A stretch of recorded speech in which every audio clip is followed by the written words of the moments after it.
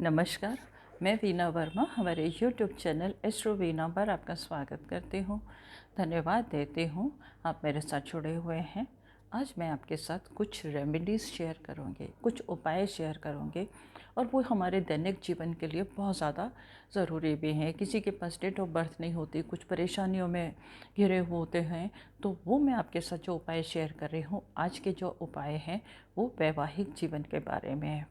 अब देखो, एक टाइम के बाद एक गृहस्थ में इंसान प्रवेश करता है। जब गृहस्थ में प्रवेश करता है, फैमिली लाइफ में जाता है, तो कहीं ना कहीं दो लोग अलग अलग परिवेश से आते हैं, अलग अलग उनके विचार होते हैं, अलग परिवार होते हैं, उनकी परवरिश का तरीका भी अलग होता है।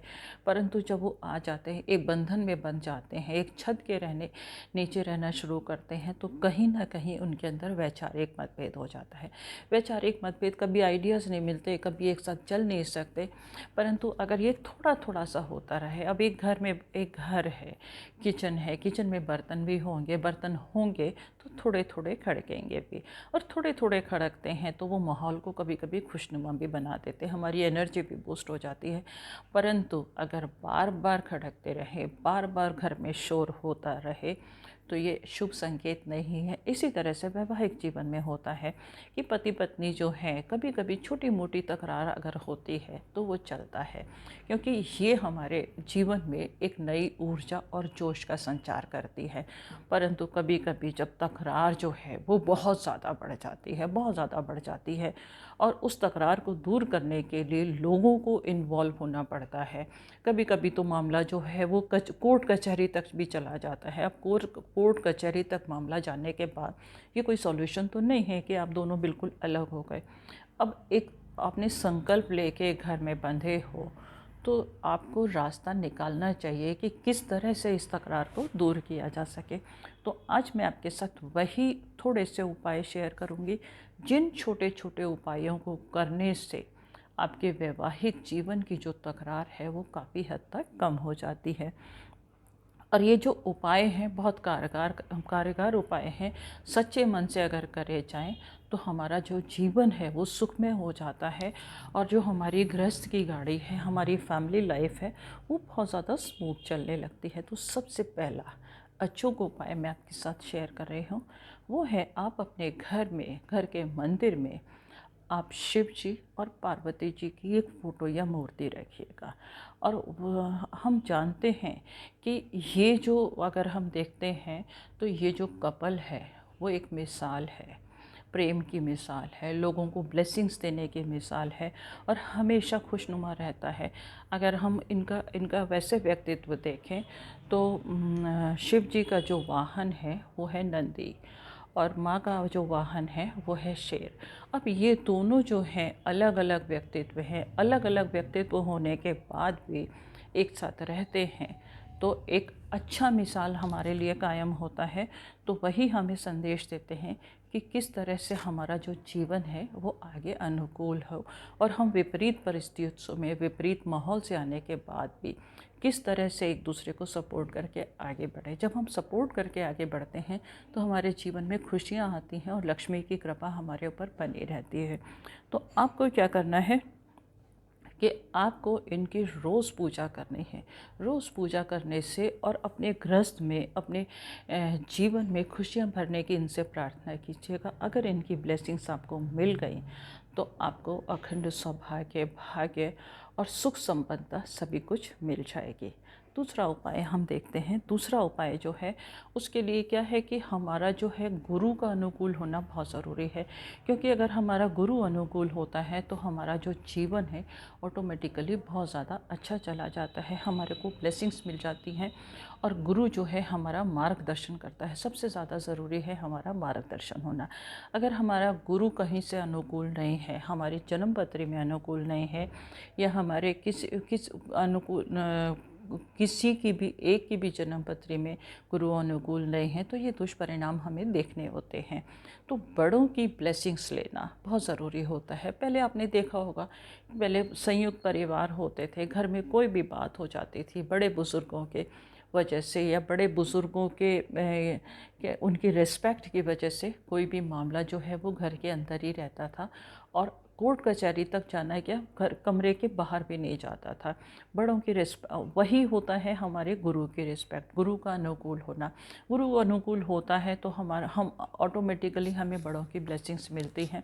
अगर गुरु अनुकूल नहीं है तो उसको अनुकूल करने के बहुत छोटे से उपाय हैं।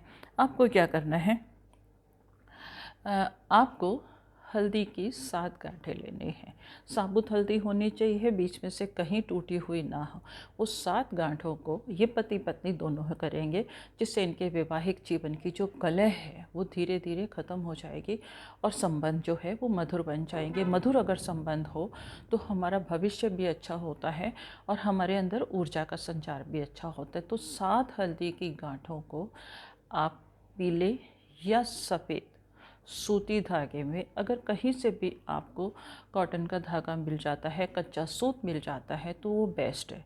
कच्चे सूत को भी आप हल्दी से पीला रंग सकते हैं। अदरवाइज़ अगर आप नहीं रंग पाते तो उसको सफ़ेद में ही 7 गांठों को अलग अलग करके एक माला की तरह बना लीजिएगा और उसकी पूजा करके आप विष्णु भगवान के मंदिर में जाइएगा। वहाँ माँ लक्ष्मी और विष्णु जी के चरणों में रखिएगा और अपने सुखी और समृद्ध वैवाहिक जीवन की प्रार्थना करके आइएगा। उनकी ब्लेसिंग्स आपको ज़रूर मिलेंगी। ये उपाय करना है आपको गुरुवार को, साथ ही साथ शुक्ल पक्ष का गुरुवार होना चाहिए। साथ ही आप कुछ मिठाई भी भेंट कीजिएगा। आपका वैवाहिक जीवन जो है वो अनुकूल हो जाएगा। उसमें से तकरार जो है वो नाम मात्र की रह जाएगी। थोड़ी थोड़ी तो चलती है खुशियों के लिए, रूठने मनाने के लिए। उससे थोड़ा सा रूठने से मनाने से जीवन में प्यार बना रहता है। तो आपका जो आगे का जो समय है, जो बहुत ज़्यादा जो रोज़ रोज़ की तकरार है वो बिल्कुल ख़त्म हो जाएगी। एक उपाय और है, इससे क्या है कि आपको मानसिक शांति भी मिलेगी। एक उपाय मैं आपके साथ और शेयर कर रही हूँ, उसमें आपको क्या करना है, ये पुराना उपाय है, आजमाया हुआ उपाय है और इसको करने से लोगों के जीवन में खुशियाँ आई हैं। आप लोग क्या करेंगे कि पति जो है अपने सिरहाने पर एक छोटी सी पुड़िया में सिंदूर रखेगा और पत्नी के सिरहाने थोड़ा सा कपूर रखेगा। सिंदूर अगले नेक्स्ट डे अपने घर में थोड़ा थोड़ा सा स्प्रिंकल कर देगा, कपूर को जला देंगे। इससे भी अगर कोई भी नेगेटिविटी होती है वो रिमूव हो जाती है और आपका वैवाहिक जीवन जो है वो सुखमय हो जाता है। एक उपाय कीजिएगा, उसको आप कुछ अनमेरिड लड़कियां भी कर सकती हैं। उससे बहुत ज़्यादा उनके भी आगे के रास्ते खुलेंगे। जिनका विवाह संपन्न नहीं हो रहा है या किसी भी कारण से रुका हुआ है वो भी संपन्न हो जाएगा। आपको क्या करना है, केले के वृक्ष में, केले का वृक्ष अगर आपको कहीं पर भी मिल जाता है, जनरली ये मंदिरों में मिल जाता है, आपको उसकी जड़ में जल चढ़ाना है। जड़ में जल चढ़ाने के बाद उसमें थोड़ा सा जल में आप थोड़ा सा कच्चा दूध मिला लीजिएगा। उसके बाद आप सिंदूर का टीका लगाएंगे और अपने सुखमय विवाहित जीवन की प्रार्थना करेंगे। आपका जीवन जो है, जो भी विवाहिक जीवन में परेशानी आ रही है, टेंशन आ रही है, वो दूर हो जाएंगी। और अगर किसी वजह से आपका किसी का भी विवाह डिले हो रहा है, कोई अनमैरिड है जिसका विवाह नहीं हो पा रहा, वो लोग भी इसको उपाय को करेंगे। इनको एवरी थर्सडे जाना है, तब तक जाना है जब तक कि इनके विवाह के जो रिश्ते हैं वो सही आने शुरू ना हो जाए।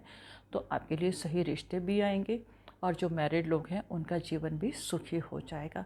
उम्मीद है इन छोटे उपायों से आपके जीवन में खुशियाँ हज़ारों आए, आपका वैवाहिक जीवन सुखी हो, आपके घर में सुख संपन्नता आए और आप लोग खुशहाल लाइफ जिए। इसी कामना के साथ आपसे विदा लेती हूँ।